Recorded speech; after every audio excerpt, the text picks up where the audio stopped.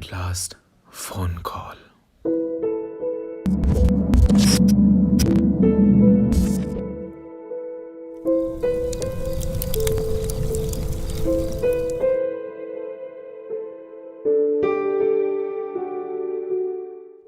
अच्छा सुनो, ये जो तुम बातें करते हो दुनिया जहान की क्यूट क्यूट मुझे खुद से बांधे रखने के लिए, क्या सच में निभा पाओगे? रिचा ने बहुत ही प्यारी सी आवाज में मोहित से पूछा। अरे व्हाट डू यू मीन भाई बातें? भाई जज्बात हैं हमारे आपके लिए, यूं ही थोड़ी मोहब्बत करते हैं हम आपसे।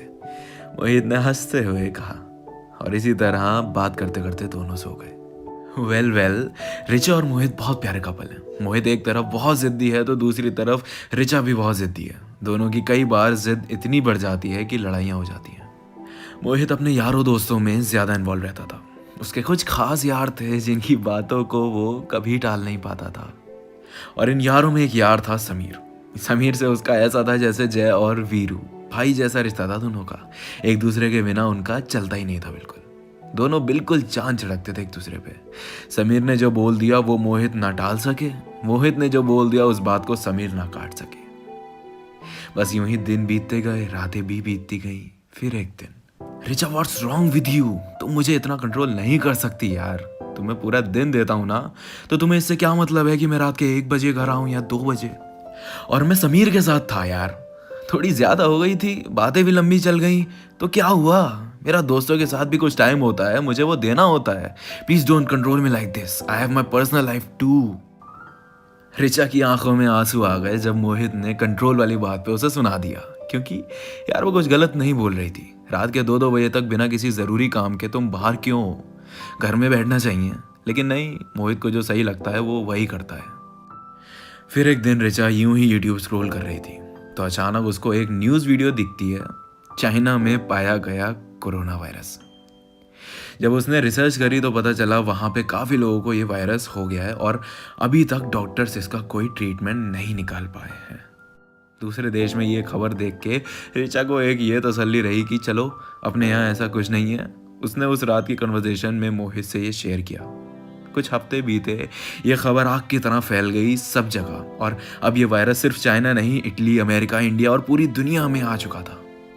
मोहित प्लीज़, ये वायरस इंडिया में भी पाया गया है लोगों में। आई नो हमारी सिटी में अभी तक एक भी इन्फेक्टेड नहीं है, लेकिन क्योंकि ये वायरस दिखता नहीं है इसलिए आपको नहीं पता किसे है और किसे नहीं। तो आप प्लीज़ अपने आप को प्रोटेक्टेड रखो, अपना ख्याल रखो, ग्लव्स मास्क पहन के निकलो अगर कुछ काम है तो, और प्लीज़ किसी भीड़ वाली जगह पे मत जाना, किसी से टच मत होना, प्लीज़ अपना ख्याल रखो। इतना कहते कहते रिचा की आंखें भर आईं। शायद ये प्यार था मोहित के लिए, शायद ये खोने का डर था। होता ही है, लड़कियां बहुत इमोशनल हो ही जाती हैं। मोहित ने उसे बहुत प्यार से समझाया कि तुम चिंता मत करो, मैं ठीक हूँ, मुझे कुछ नहीं होगा, तुम चिंता मत करो। अबे खाएगा वायरस, उसे मैं तुम्हारा बिना मेकअप का फोटो दिखा दूंगा, वो भाग जाएगा।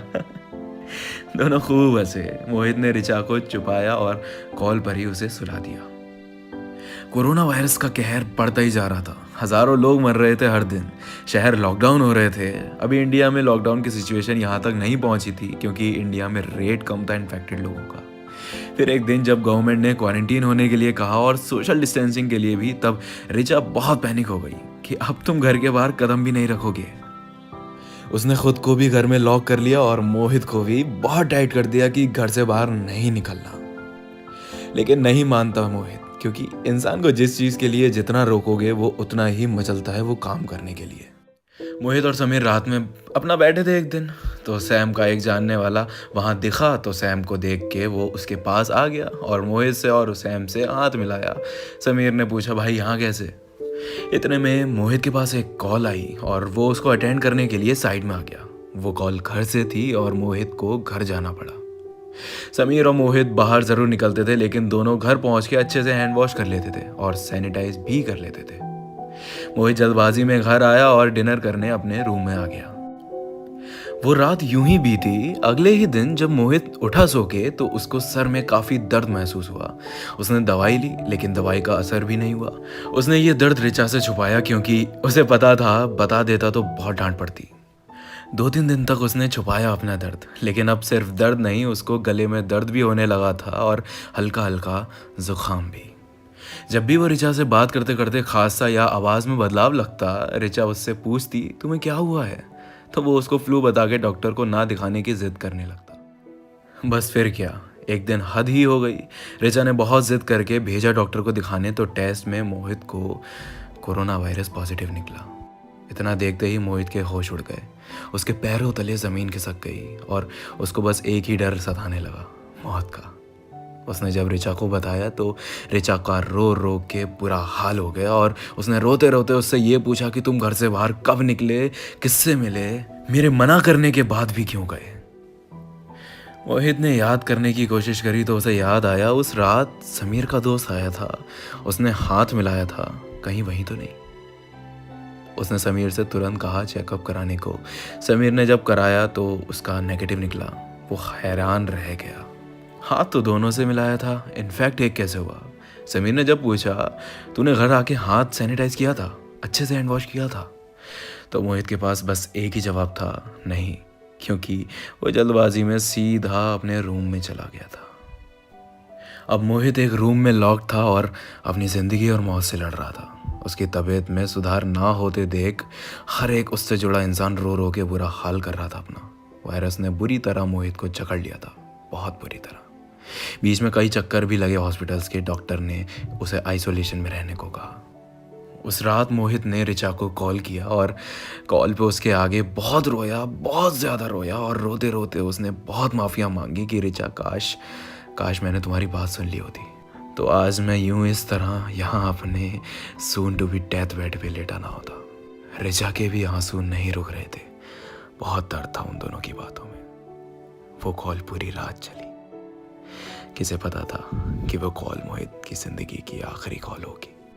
थोड़ी सी लापरवाही की वजह से एक माँ बाप ने अपना बेटा खोया, बहन भाई ने अपना भाई खोया, ऋचा ने अपना होने वाला हमसफ़र खोया और एक दोस्त ने अपना दोस्त। बस थोड़ी सी लापरवाही की वजह से, हालातों को सीरियसली ना लेने के लिए।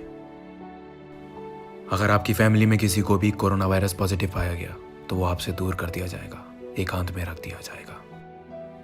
ना आप उन्हें देख पाएंगे, ना ख्याल रख पाएंगे।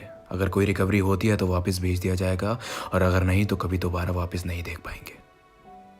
ना ही मरने के बाद कोई क्रिया के लिए आपको डेड बॉडी दी जाएगी। अगर ये सब सुनने के बाद भी आपकी आंखें नहीं खुली तो कभी नहीं खुलेंगी। Stay home, stay safe.